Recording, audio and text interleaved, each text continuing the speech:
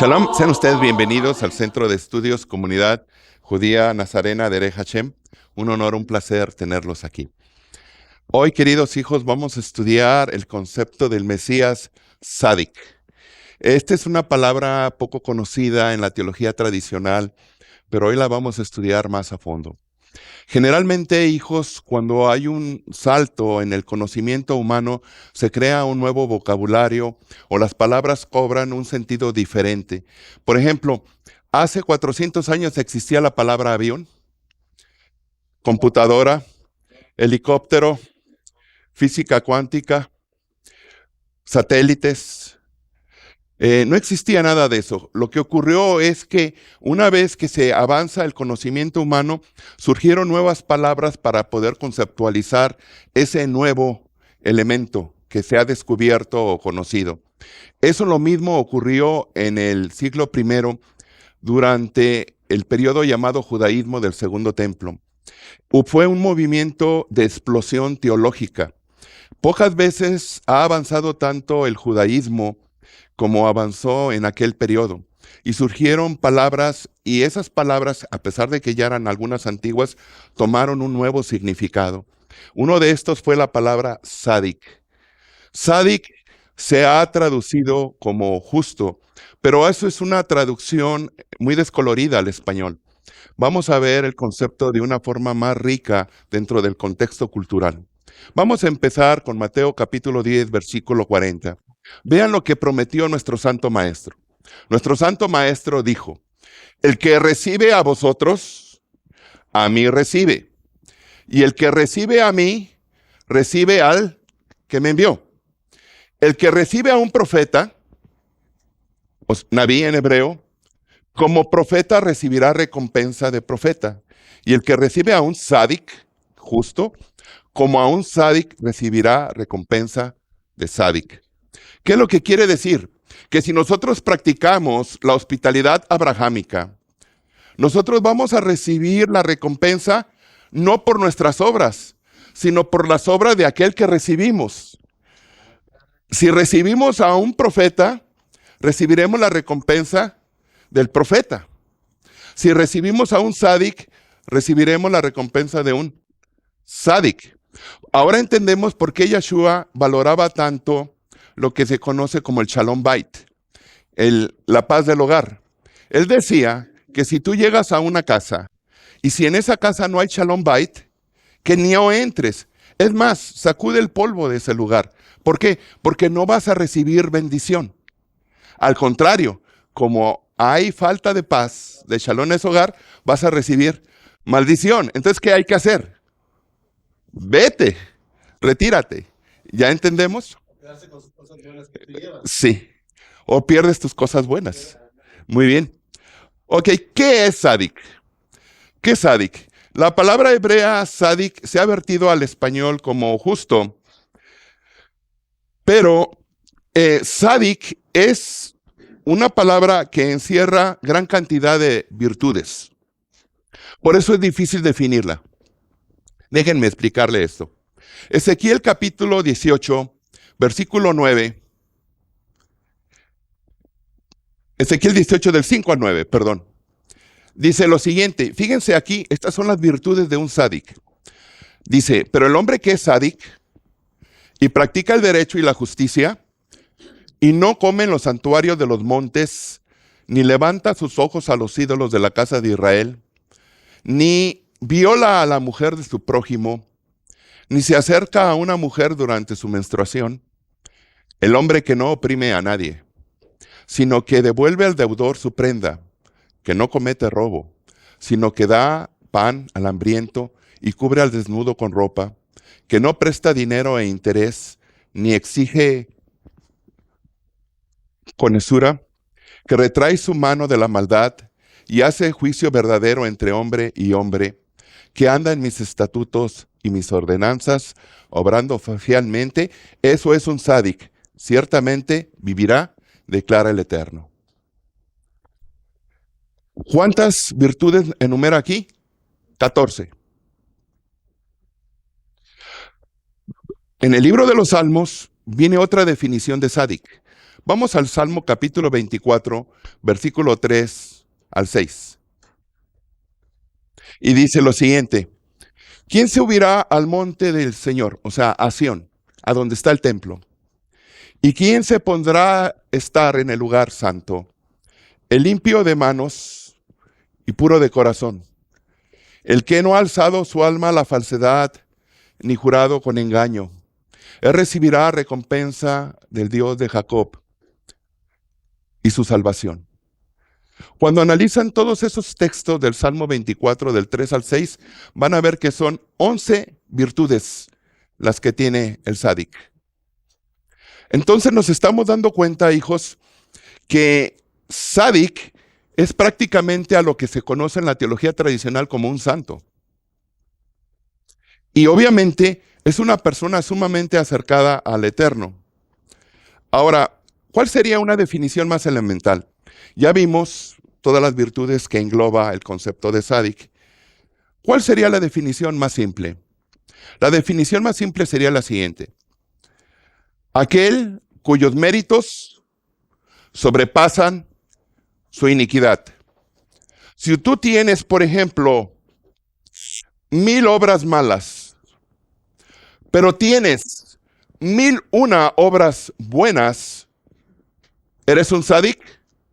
La respuesta es sí, porque tus méritos sobrepasan a tu iniquidad. Pero atención, un sádic no es nada más un bienhechor. Un sádic es aquel que no solo evita el pecado, sino que tampoco siente inclinación por él.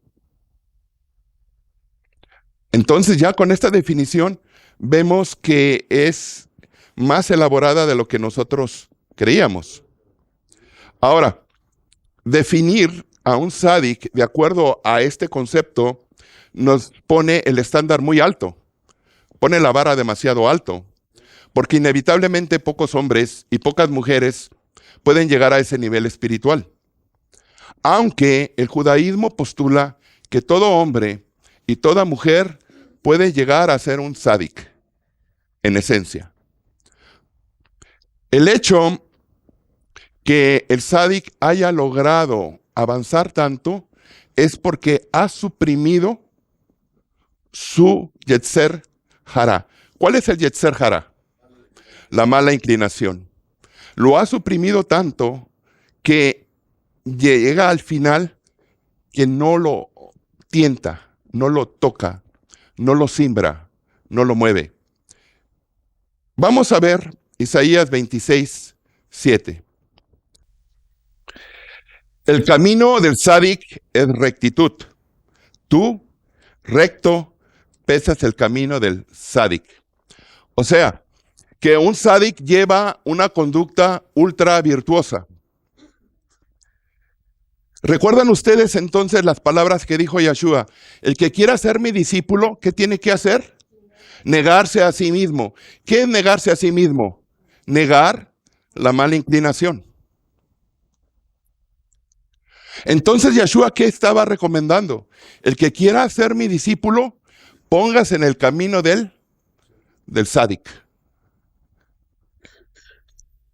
No en balde, la generación de Yeshua produjo cientos de sadikim. Vamos a ver otro texto. Salmo 1, del 1 al 4. Y dice lo siguiente: cuán bienaventurado es el hombre que no anda en consejo de malos, ni se detiene en el camino de los pecadores, ni se sienta en la silla de los escarnecedores, sino que en la Torá de Adonai está su deleite, y en su Torá medita de día y de noche. Son como un árbol firmemente plantado junto a corrientes de agua, que da fruto a su tiempo y su hoja no se marchita. En todo lo que hace prospera. No así los impíos, que son como paja que lleva el viento. En otras palabras, hijos, un sádic es aquel que vive por, dentro y para la fe, para la alianza. ¿Cuál es la definición de fe en el concepto hebreo? Es fidelidad a la alianza. Esta es, pues, otra definición. Sadik es aquel que vive por, dentro y para la fe y la alianza abrahámica. Abrahámica, sí. Esta es otra definición, un poco más filosófica. Muy bien. Vamos a ver una tercera definición. Esta definición toca las playas del misticismo. El sádic es un ángel en cuerpo humano, el cual vive en el universo de la verdad. Es un ángel en cuerpo humano. Vamos a ver Isaías 11:2. Aquí está. Y reposará sobre él. Esta es la definición de un sádic y aplica obviamente a nuestro justo Mesías. ¿Qué reposa sobre él? El espíritu de Adonai, espíritu de sabiduría, espíritu de inteligencia, espíritu de consejo y de poder, espíritu de conocimiento y de temor de Adonai. Con estas características, díganme quién está a ese estándar.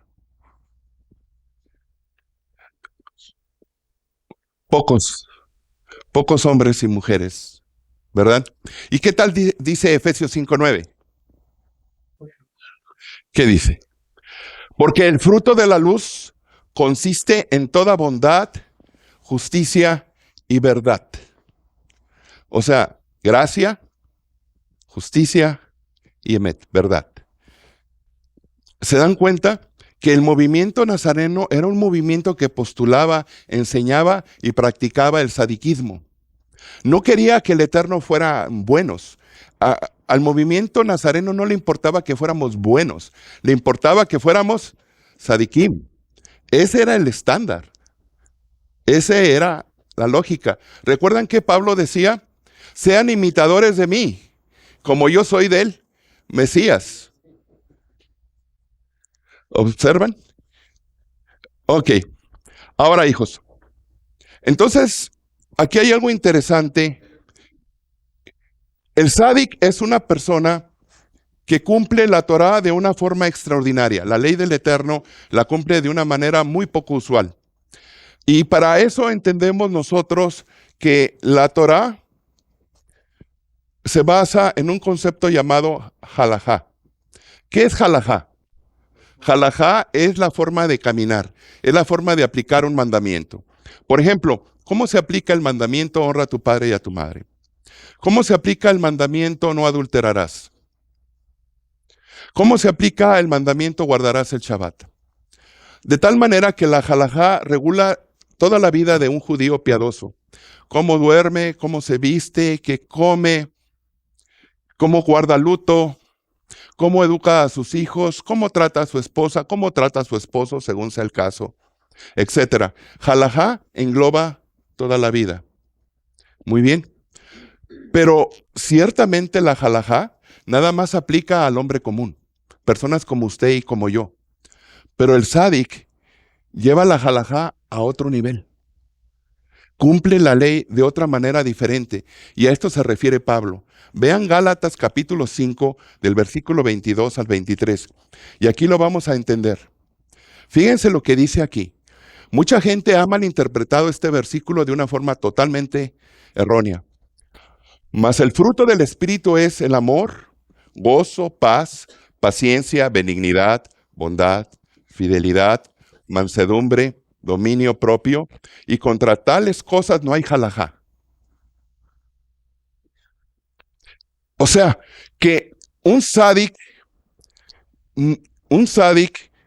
tenemos entonces una Torah que se guarda la halajá en este nivel. Pero un sádic la guarda a un nivel casi angelical. Y al guardarla casi angelical, esta halajá no le aplica a él. ¿Por qué? Porque él lleva una halajá aún más elevada. A eso se refiere Pablo. Pablo no está hablando de que si tú eres bueno, no necesitas la ley de Moisés. Es mentira del diablo. lo que está diciendo aquí es que el sádic, una vez que cumple, que está en este nivel, esta halajá le es floja, le es pequeña, porque está en otro nivel. Les voy a poner un ejemplo. Imagínense un estudiante de secundaria que lleva como estudio, vamos a hablar de matemáticas, álgebra. Muy bien. Pero un estudiante de matemáticas en una universidad va a llevar cálculo. Muy bien. Entonces, ¿dónde está el nivel más alto? Acá, ¿verdad? La álgebra ya la domina y la conoce. Lleva a un nivel mucho más alto. Es lo mismo aquí. De eso está hablando este texto. Está hablando que un sádic llega a cumplir la Torá del Eterno a un nivel tan alto que la halajá normal no aplica a él. Muy bien. ¿Se fijan? ¿Se dan cuenta ustedes que el movimiento nazareno fue un movimiento de sadiquismo? Sí, Gabriel. Lo que nos dice al principio, entonces lo que nos dice al principio es que se malinterpreta pensando que ya no ocupamos la ley, cumpliendo nada más lo de arriba. Exactamente. Ahí está la malinterpretación. Ahí está la mala interpretación. El problema es que en la teología tradicional se enseña de que la ley es contra nosotros, que la ley es nuestra enemiga, la ley nos esclaviza. Pero cuando habla Pablo de la ley que nos esclaviza, habla de la ley del pecado, no de la ley de Moisés. Pero mucha gente agarra la palabra ley a rajatabla y dice que es ley de Moisés. Tamaño error. Se tiene que tener mucho cuidado al leer a Pablo y se necesita conocer bien judaísmo del segundo templo y conocer también halajá. Muchos pastores me han preguntado, ¿cómo yo puedo entender la Biblia? Y yo les digo, estudien judaísmo, sobre todo judaísmo del segundo templo. Ahí van a entender. Muchas de las aparentes contradicciones, muchos de los aparentes choques y malas interpretaciones, sobre todo al leer a Pablo, se debe a un desconocimiento total del judaísmo. Porque lamentablemente la teología tradicional conceptúa al judaísmo como una caricatura, como una especie de muñeco de Halloween. Y no es así. Bueno, vamos a ver otro, hijos. Ok. Después, hijos, de la santificación del nombre, lo más grande que existe es la oración. ¿Un sádic para qué vive? Les voy a hacer la pregunta. ¿Un sádic para qué vive? El sádic vive, número uno, para santificar el nombre.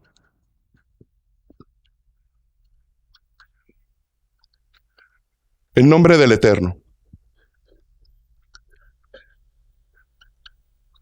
Les voy a poner un ejemplo. Hubo un rabino que quería comprar un burro.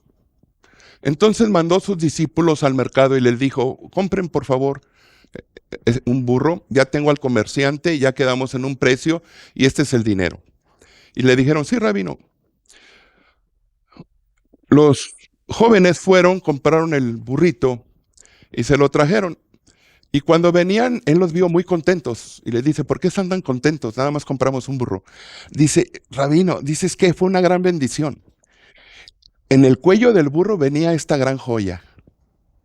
Y esta joya vale mucho más de lo que vale el burro. Así que el Eterno le dio una joya. Y él le dijo, vayan a devolver la joya. ¿Pero por qué si venía en el burro? Dice, yo compré el burro, no la joya. Y se la devolvieron al comerciante. Cuando el comerciante vio la joya y dijo, bendito sea el Dios del rabí que me ha hecho esta merced. O sea, por su buena obra hizo que alguien santificara el nombre. Por eso cuando nosotros hacemos el mal, ¿quién es el que lleva el golpe en realidad? Nuestro santo Mesías, nuestro santo Dios. Incluso dicen, si éste practica esta religión, todos son unos hipócritas. ¿Se han fijado? Pero el sádic no, el sádic al obrar bien siempre hace que la gente santifique el nombre. Él lo santifica y hace que la demás gente santifique el nombre. Muy bien. Ahora, hijos, otra de las cosas que practica mucho el tzadik es lo que se llama tefilá. Tefilá ha sido traducida como oración, pero he de decirles que en el hebreo tefilá significa lucha. ¿Por qué es una lucha? Porque han notado ustedes cuando empiezan a orar, empiezan a ser bombardeados por pensamientos ajenos. Están orando, derramando su alma y de pronto no le he cambiado el aceite al carro. O no le hablé a mi primo. Mañana tengo que pagar la renta. Y luego reaccionan y vuelven. Y el propósito es seguir insistiendo hasta que de pronto ustedes entran a un templo espiritual donde la oración es totalmente limpia. Por eso es que orar es una forma de luchar.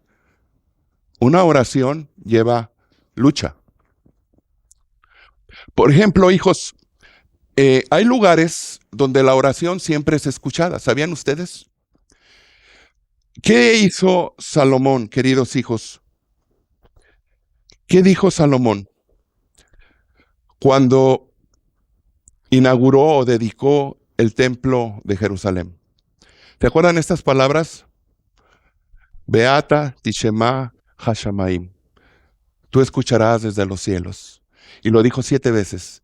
Dice, cualquiera que venga a este lugar y que hubiere pecado, tú escucharás desde los cielos. Y lo dijo 7 veces. Les voy a dar la cita para que la apunten. Primer libro de Reyes, capítulo 8, versículo 30 al 49. 7 veces lo dice. Pero, queridos hijos, el problema es que cuando el templo fue destruido, las puertas de oración también se cerraron. Por eso es que nosotros, al leer el Sidur, decimos que nuestra oración llegue en el tiempo oportuno. O sea, que las puertas del cielo en la oración siempre están cerradas, pero se abren en cualquier hora del día que no sabemos.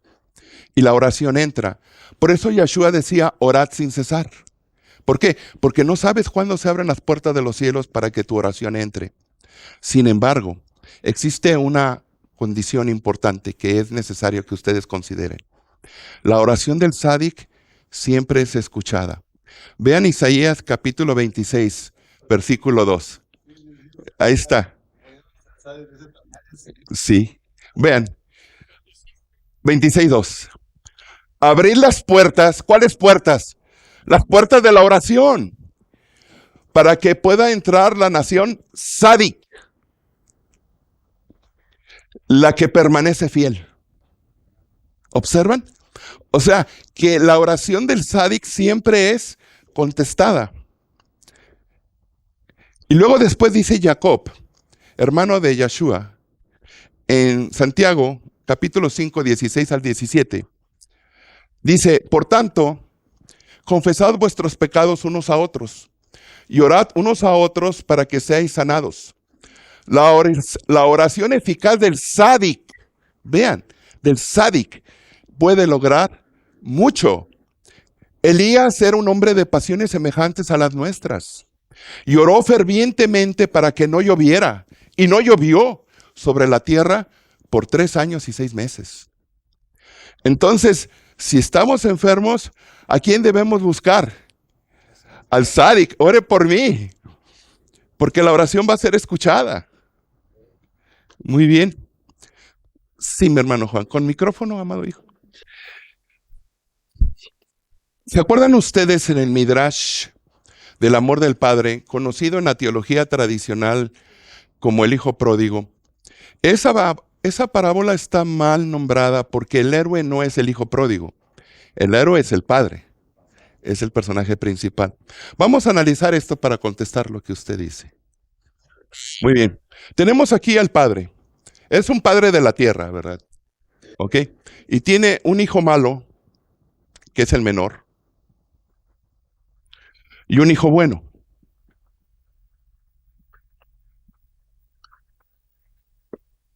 Muy bien.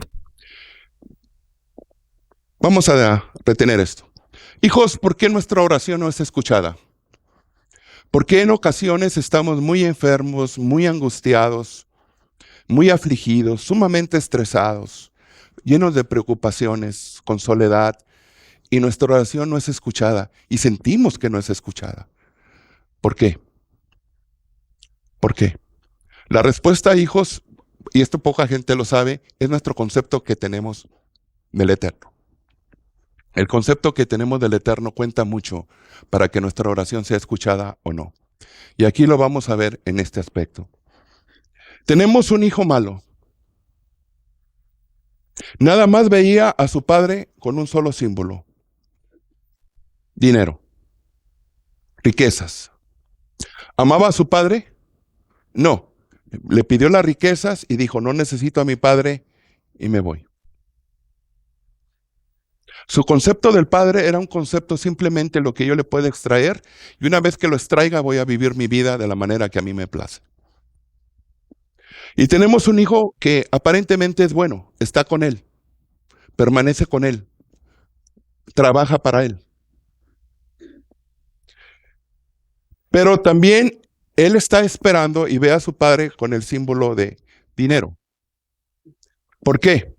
¿Por qué decimos que aparentemente es bueno, pero en realidad no ama a su padre? La respuesta es la siguiente: cualquiera que dice que ama a Dios, y esto es una jalajá nazarena, cualquiera que dice que ama al Eterno y aborrece a su hermano, el tal es mentiroso y no hay verdad en él. ¿Cómo veía este hijo aparentemente bueno a su hermano? Lo aborrecía.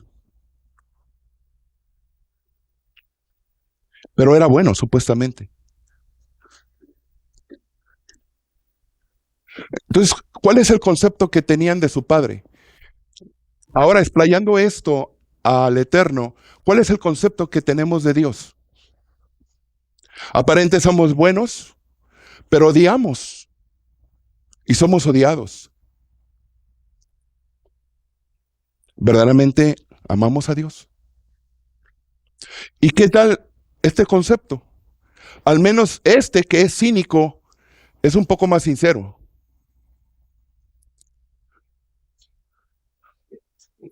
Sí. Por eso, queridos hijos, nuestra oración no es escuchada. Y no es escuchada porque nuestro concepto de Dios es un concepto erróneo. Jamás podremos ser escuchados mientras no nos perdonemos. El objeto de la confesión es lograr el perdón entre hermanos. Ese es el objeto de la confesión. Lograr el perdón unos a otros, orad unos por otros para que seáis sanados. Fíjense, en este concepto que está aquí enseñando Jacob, el hermano de Yeshua, nos está enseñando que tu concepto de Dios cambie para que seas entendido y que tu oración sea escuchada en todo tiempo y en todo lugar. ¿Observan? Les voy a poner un ejemplo de un rabino que existió en el siglo I antes de Yeshua y se llamó Honi, el dibujante de círculos. En aquella época estaba la guerra civil en Israel. Era una época mala y también había una gran sequía. Y el Sanedrín de la época le pidió a Honi que orara, porque Honi era un sádic. Y Honi va al campo y dice: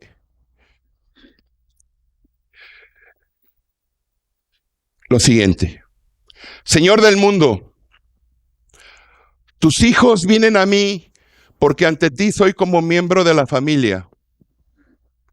Por favor, envía lluvia.